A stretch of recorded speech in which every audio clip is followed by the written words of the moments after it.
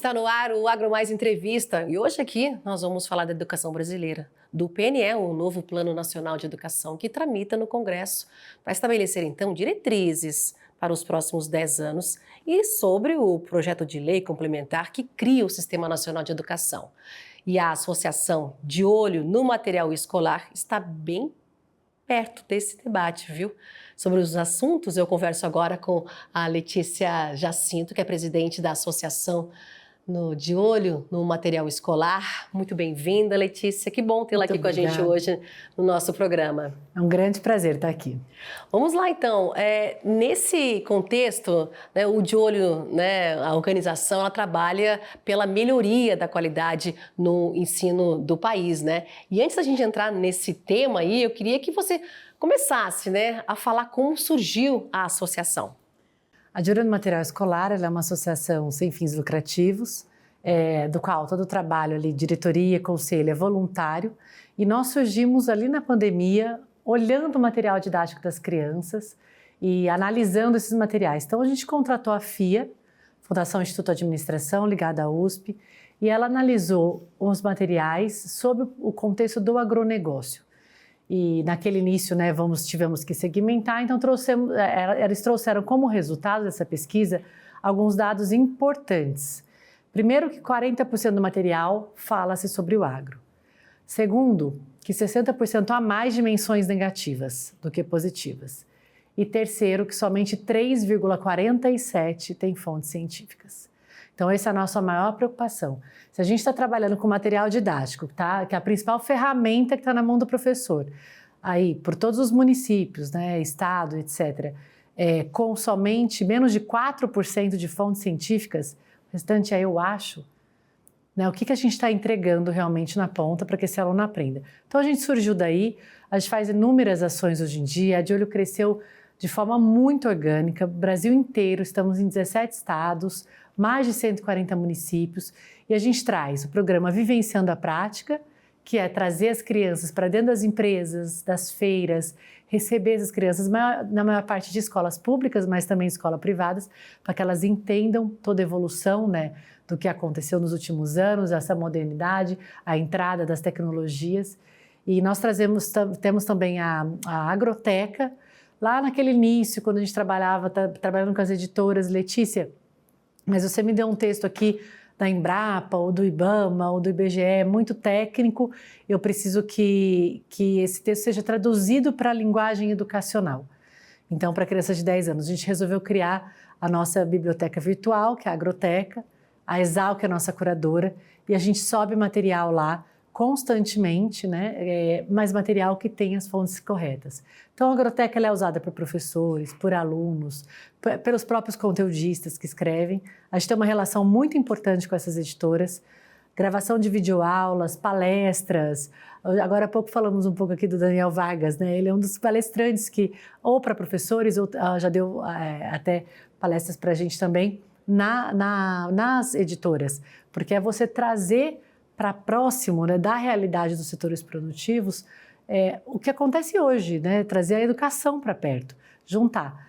E nós também temos o Mestre do Agro, que é a formação de professores, então começou no final do ano passado, com a SEDUC São Paulo, Secretaria de Educação de São Paulo, e foram 240 participantes com o Net Promoter Score, que é o feedback ali dos professores, muito alto, de 86%. Então, a gente está muito feliz com todos esses programas que a De Olho faz.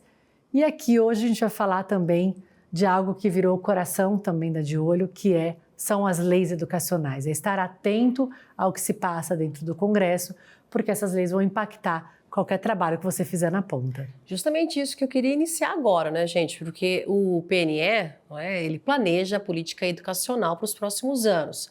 O que está em vigor agora, salvo engano, é o que 2014-24 que foi prorrogado. E o que está tramitando lá, o que deve ser melhorado, não é? Porque a gente está falando para os próximos 10 anos. O que o De Olho ele busca para melhorar o que já foi apresentado lá para os nossos parlamentares? Contando uma pequena história, né, do PNE, como ele é construído, teve a Conferência Nacional da Educação, que é a CONAE, e em 2023 a De Olho teve acesso a esse texto era para ser a base da nova lei.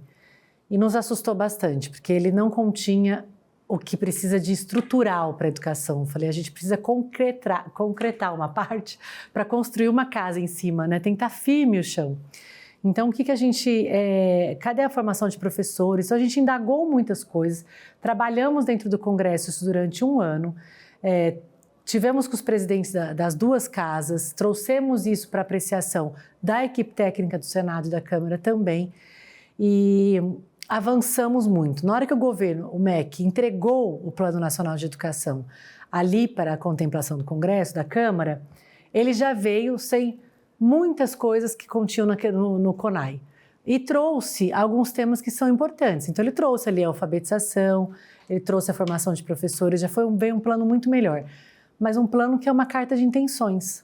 Porque ele não fala quando fazer, quem vai medir, se não for cumprido, qual é a responsabilidade. Então, é interessante, porque na hora que a gente teve acesso... Mas, gente, calma, se a gente comete um crime ou a gente gasta um recurso público de forma errada, tem sanções. Nas empresas privadas também tem sanções, né? E por que no plano, né? Por que no plano não tem? Né? E na hora que a gente fala de metas para 10 anos, por que a gente não mede o primeiro ano, o segundo, o terceiro, ou as diferentes fases cognitivas da criança, que é importante? Então, a alfabetização no primeiro ano é até uma das defesas da De Olho, porque nos países desenvolvidos, todos são no primeiro ano. Nas escolas privadas, as crianças são alfabetizadas no primeiro ano, né? Agora, nós temos propostas ali de emendas que quer jogar para o terceiro ano. E aí está sendo considerado, talvez vamos deixar então no segundo. Não. O que é certo fazer. Para que a gente vai deixar mais uma janela de 10 anos e para que isso não seja cumprido? A gente precisa erradicar o analfabetismo no Brasil para ontem. Outra coisa interessante, separar quem é responsável por quê? Porque tem a parte que é do município. O município, ele cuida da primeira infância, ele cuida, né, do ensino básico ali. Fundamental, né? É fundamental. E o ensino médio, ele vai muitas vezes para os estados, né? Não é regra geral, mas a maior parte funciona assim. Então, de quem é a responsabilidade de cada fase da aprendizagem da criança. Então, a gente está trazendo uma preocupação grande em relação à alfabetização, como trazer, como medir, fatiar isso, da formação de professores. Esse professor, ele está desamparado. Nós temos hoje as piores notas do Enem entrando para a pedagogia. A gente tem que mudar esse cenário. Como? Esse professor muitas vezes está trabalhando o dia inteiro para fazer um EAD à noite. Entra com poucas aulas práticas numa classe cheia de crianças diferentes e tendo que pegar aquilo para tocar, né? Então, como é que a gente auxilia esse professor desde a entrada dele na universidade? Como é que a gente faz um olhar diferenciado para a pedagogia? Como é que a gente certifica esse professor depois que ele estudou, para que isso suba a régua também das faculdades, das universidades de pedagogia, das faculdades de pedagogia, né? O que realmente aquele professor tem que aprender. E como é que a gente também premia os bons? Porque ele fica sem valorização. E premiar... Qual professor bom? Professor bom é o que faz o aluno aprender. Então, a gente tem que lembrar que todo o arsenal educacional, ele existe para que o aluno aprenda. É a medida que a gente tem que ter. E a gente tem que ter essa medida ao longo do ano. Então, eu falei de alfabetização, dos professores. Nós temos que trazer a cultura de paz nas escolas. Não tem como a gente continuar com crianças aliciando professores, diretores, né? Droga, porte de arma. Então, nós temos que zerar isso. Nós temos que ser constantemente avaliados, inclusive por avaliações internacionais. Uma das propostas que deixou de ser trazida nesse plano foi a gente continuar fazendo o PISA, PIRLS e TEAMS, que são os exames que medem matemática, leitura e ciências, né? Cada um em idades diferentes, e que a gente tem decaído no Brasil frente aos países da OCDE. Então, para que não medir? A gente tem que medir, avaliar esses dados e melhorar. Aí, mais um ponto que a gente traz, né, o quinto ponto, é a parte de governança. Então, o gasto público, a gente hoje em dia gasta 5,6% do PIB. E a proposta do MEC é para que a gente aumente isso para 10% do PIB. A ideia é aumentar em que esfera, onde isso vai ser investido e qual a responsabilização se o aluno não aprender, não for cumprido. Então, a gente tem que entender para onde está indo esse dinheiro e trazer efetividade e transparência para esses gastos. Para isso, a gente tem trabalhado também junto ao Tribunal de Contas, já tivemos lá muitas vezes com os próprios técnicos, né, ajudando para que ele seja uma ferramenta, né, desse controle, só que focado não em processos, mas focado em aprendizagem. Então, se o aluno não aprendeu, todos os processos que foram colocados para trás, de nada valeu. E o ponto do material didático, nós precisamos de material didático com fontes científicas. Não dá para, eu acordei de mau humor e eu resolvo escrever o que eu quiser, sem responsabilidade nenhuma dentro de um livro didático que vai para milhões de crianças, ou com poucas exceções no Brasil que não dá nem para ser comprovado. Então, a gente tem que garantir um material muito mais científico para que as crianças aprendam. Ou seja, muita coisa a se avançar ainda. A gente tem ainda um tempinho, mas eu queria rapidamente dar tempo da gente fazer essas mudanças no que está proposto, porque tem as emendas que foram apresentadas, né? Vocês acreditam nisso? Nós acreditamos, o relator, o deputado Moses, ele é uma pessoa bastante ponderada, né? Ele é do setor educacional, ele sabe, entende de educação, então a gente acredita que isso é muito positivo e a gente acredita que ele vai considerar as emendas que trazem solidez para a educação brasileira. Então as emendas foram propostas, nós tivemos ali muitos deputados protocolando emendas, né, sugeridas e que a De Olho ajudou tecnicamente e estamos fazendo parte desse debate há bastante tempo nas audiências também, trazendo à luz do que realmente é importante. Tá certo, a gente vai fazer um rápido intervalo, né, e daqui a pouco a gente volta para dar continuidade à nossa conversa aqui com a Letícia Jacinto, que é presidente da Associação De Olho no Material Escolar. Não sai daí que o intervalo é rápido.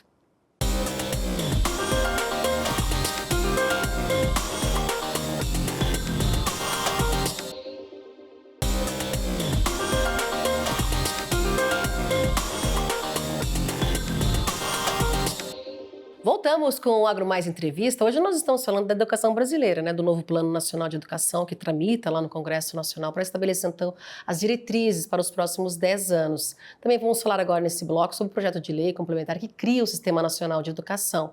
E eu estou conversando, então, com a presidente do De Olho no Material Escolar, a Letícia Jacinto.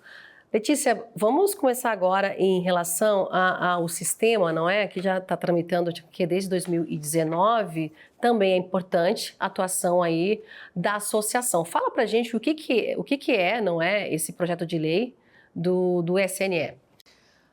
Diferente do que a gente estava falando, né, que o Plano Nacional de Educação traz o que deve ser feito em cada esfera da educação, o sistema, ele regula tudo isso.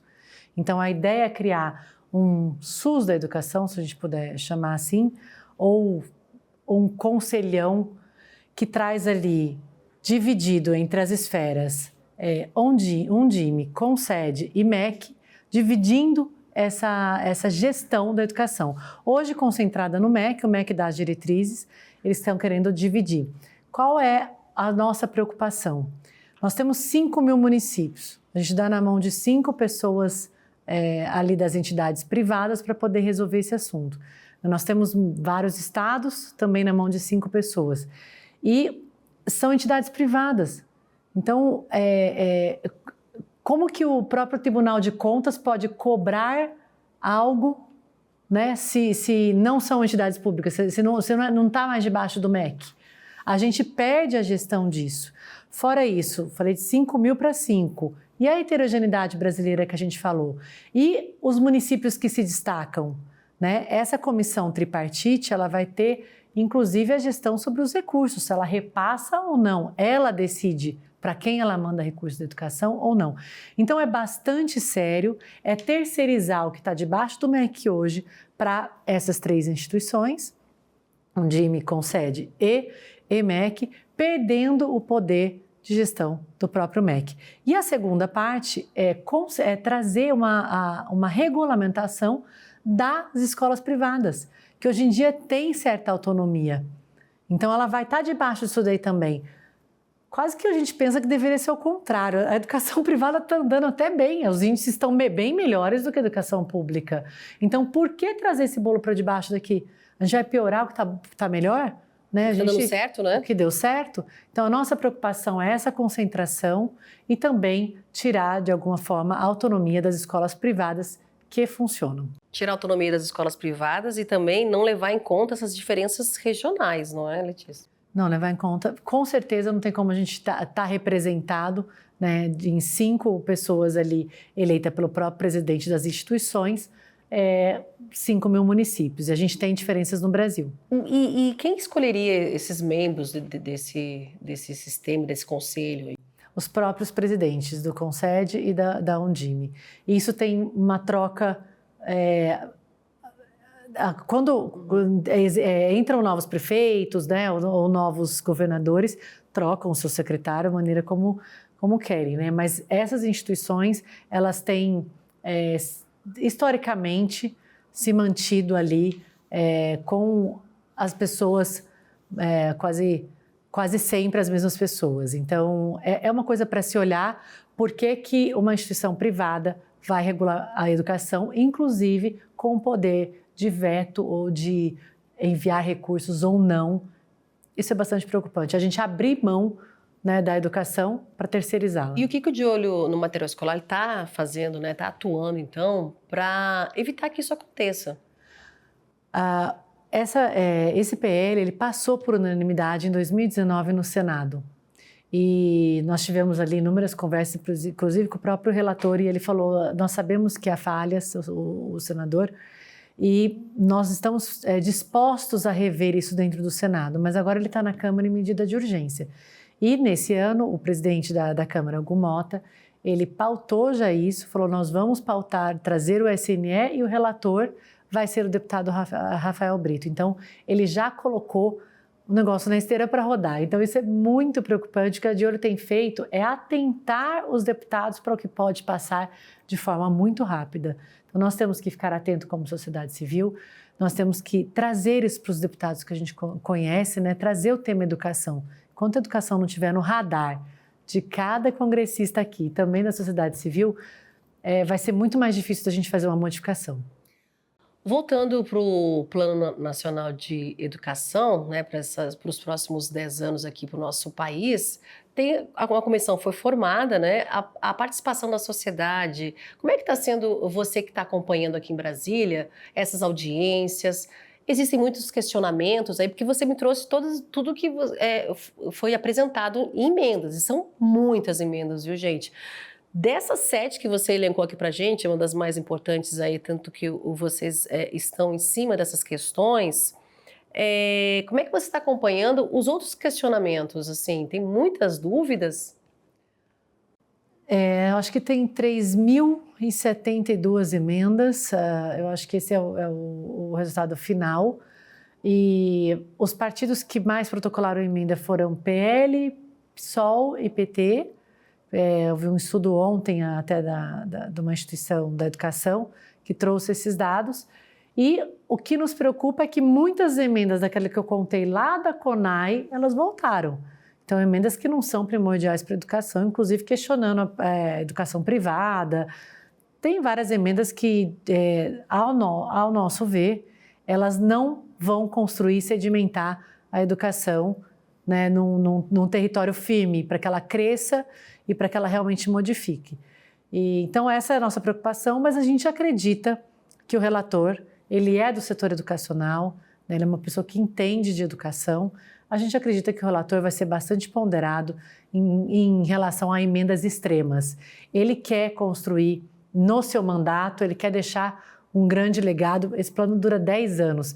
Vão sempre lembrar que quem foi o relator foi esse deputado. Então, eu acho que ele quer escrever, né, na sua história, uma história de que eu trouxe para a educação brasileira um terreno muito mais firme, por isso ela brotou, por isso ela proliferou, por isso que a gente melhorou a educação brasileira. E tem que ser votado ainda em 2025, não é? Para dar continuidade para o próximo ano. Seria isso? Foi adiado até o final desse ano, então tem que ser votado.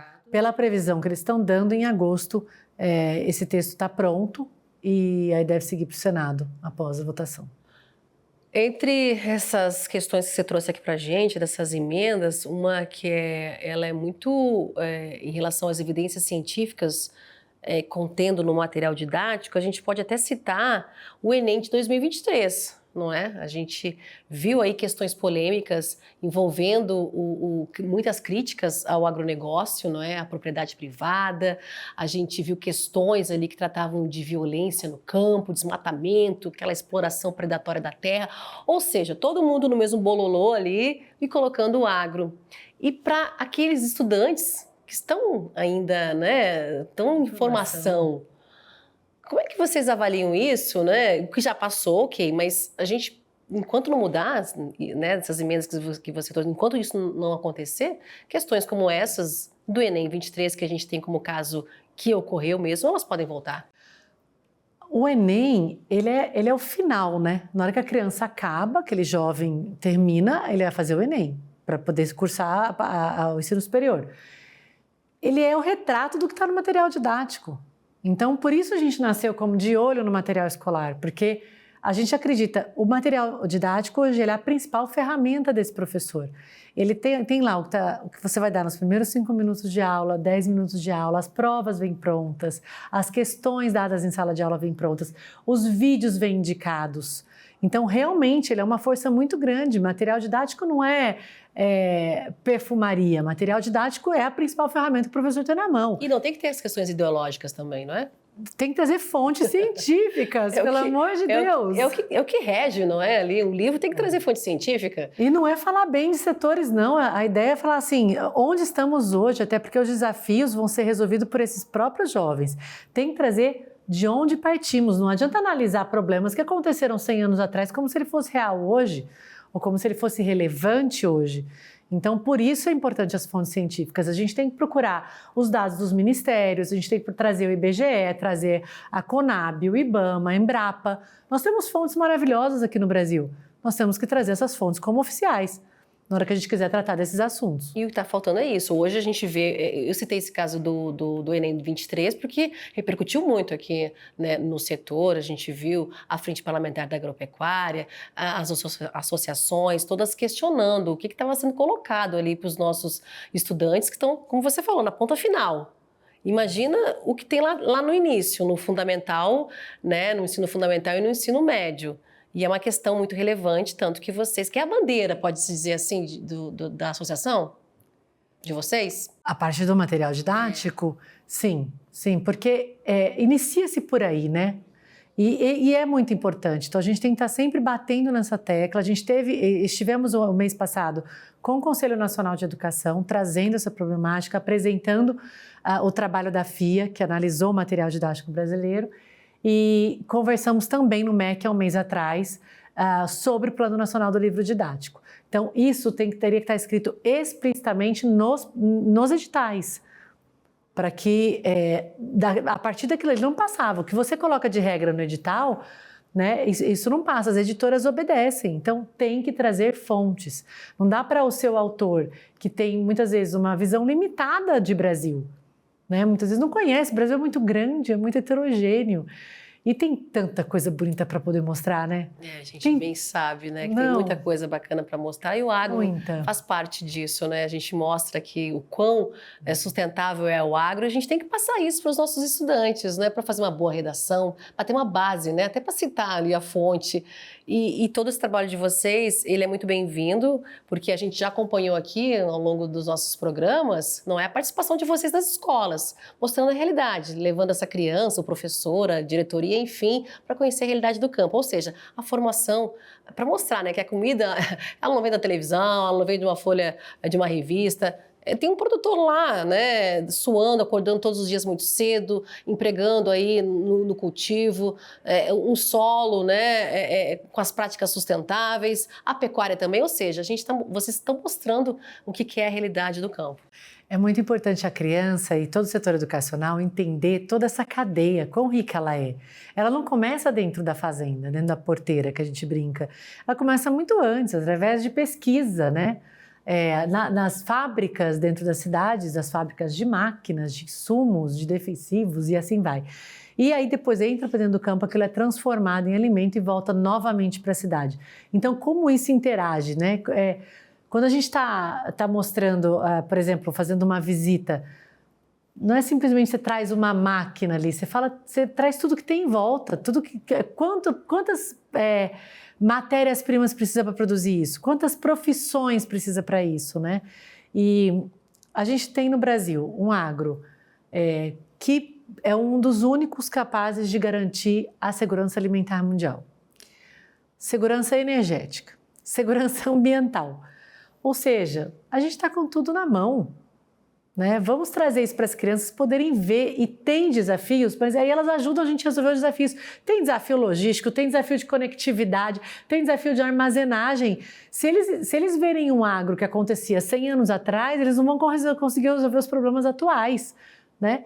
E ao mesmo tempo, na hora que vê esse boom de tecnologia que teve, as transformações, as inúmeras profissões que estão dentro do setor, o olho dessa criança brilha. Ela fala, eu tenho orgulho de ser brasileiro, né? Então, acredito que é por aí. A gente tem mostrado para todo o setor educacional tudo isso. Tá certo, a gente vai acompanhando ao longo aqui, né, desses meses, né, tudo que você falou em relação a essas diretrizes aí para a educação brasileira, viu? Eu queria muito agradecer a tua participação hoje aqui comigo, com o nosso programa. Eu falei então hoje com a Letícia Jacinto, que é presidente da Associação De Olho no Material Escolar. Mais uma vez, muito obrigada e até uma próxima. Muito obrigada pela oportunidade, é sempre ótimo estar aqui. Prazer.